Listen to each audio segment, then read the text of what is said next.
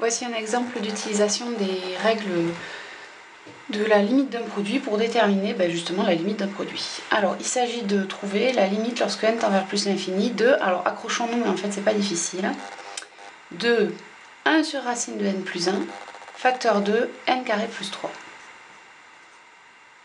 Bon, alors cette limite, c'est bien un produit. Le produit, il est écrit là. Et donc il va falloir étudier séparément la limite de cette première partie et la limite de cette deuxième partie, de chacun des facteurs. Alors, dans le premier facteur, 1 sur racine de n plus 1, on reconnaît 1 sur racine de n, dont on a appris la limite dans la leçon.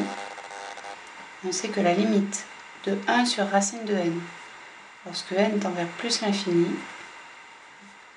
elle est égale à 0. Donc,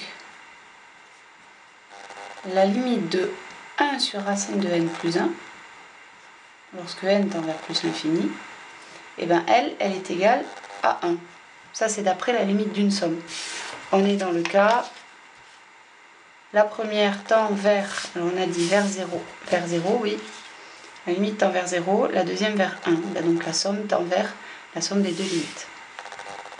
Ensuite, pour la deuxième partie, la limite de n carré, lorsque n tend vers plus l'infini, on sait que c'est plus l'infini aussi, toujours pareil d'après la leçon.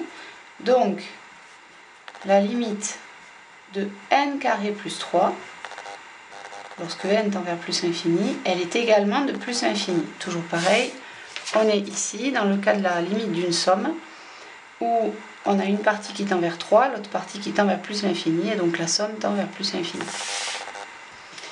Maintenant, on compile tout ça,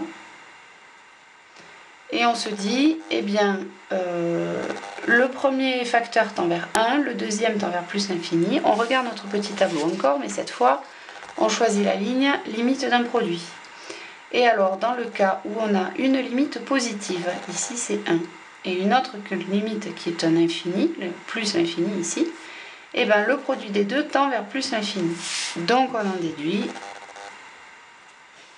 que la limite de 1 sur racine de n plus 1 facteur de n carré plus 3, lorsque n tend vers plus l'infini, est égale à plus l'infini, et on écrit d'après la limite d'un produit, ou d'après la règle des limites d'un produit, peu importe.